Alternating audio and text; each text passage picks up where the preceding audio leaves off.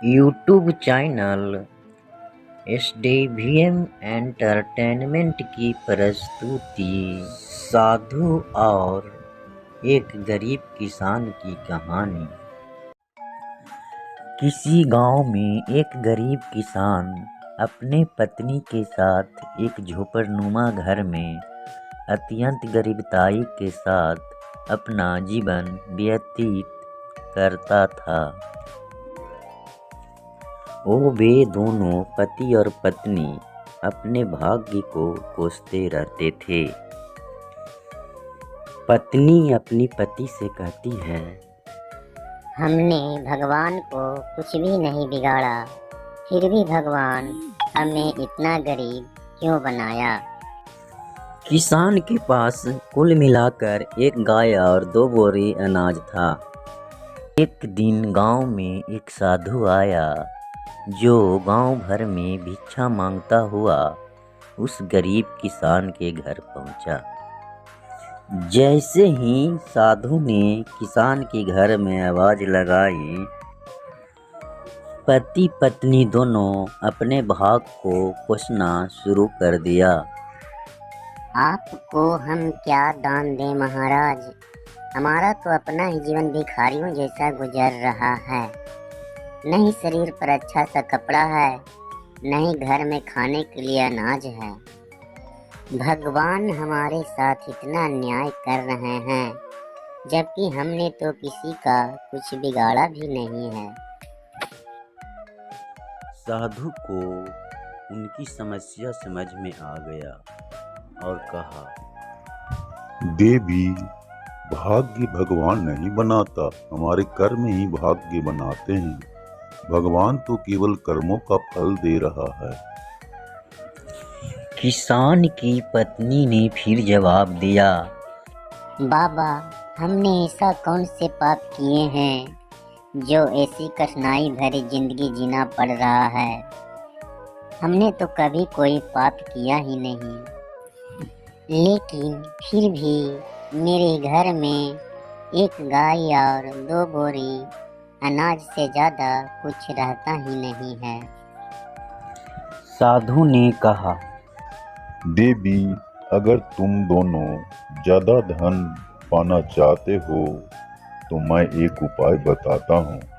अगर तुम मेरा कहना मानोगे तो जरूर तुम्हारे पास भी बहुत सारे धन और संपत्ति होगी।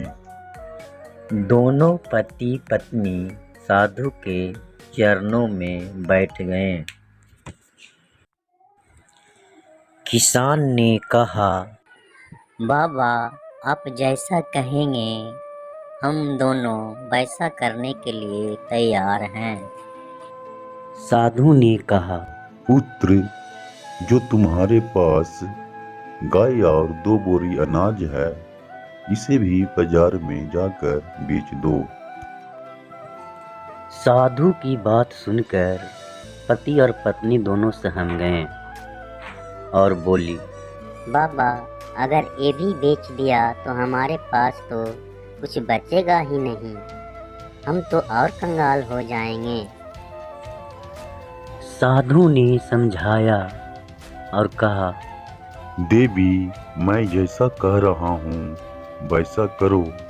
अगर तुम्हारा नुकसान हुआ तो मैं उसका भरपाई कर दूंगा। मैं फिर से तुम्हें एक गाय और 2 बोरी अनाज लाकर दे दूंगा। साधु का बात मानकर किसान गाय और अनाज बेचने के लिए पति पत्नी दोनों राजी हो गए। किसान ने बाजार में जाकर गाय और अनाज को बेच दिया और उससे जो पैसे मिले उसे लेकर वापस अपने घर आ गया।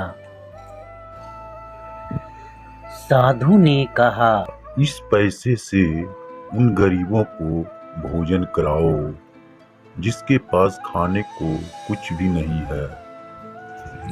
किसान ने भी वैसा ही किया। उन पैसों से कई गरीबों को भोजन करा दिया। ये बात गांव के जमींदार को पता चला। कि गरीब किसान ने अपनी गाय और अनाज बेचकर गरीबों को खाना खिलाया है। जमींदार ने तुरंत अपने नौकरों को भेजकर किसान के घर एक गाय और 2 बोरी अनाज भिजवा दिया। साधु ने किसान से फिर कहा, इसे भी बेच कर लाओ और कल फिर गरीबों को भोजन कराओ। किसान ने फिर वैसा ही किया। बाजार में जाकर गाय और अनाज को बेचकर धन लेकर वापस घरे आ गया और पहले की तरह इस बार भी कई गरीबों को भोजन कराया। तो फिर किसी ने उस किसान को घर दान में एक गाय और 2 बोरी अनाज भिजवा दिए। साधु के ये कहने पर किसान रोज गरीबों को इसी तरह भोजन करवाता और किसान के यहाँ रोज इसी तरह से दान आने लगा।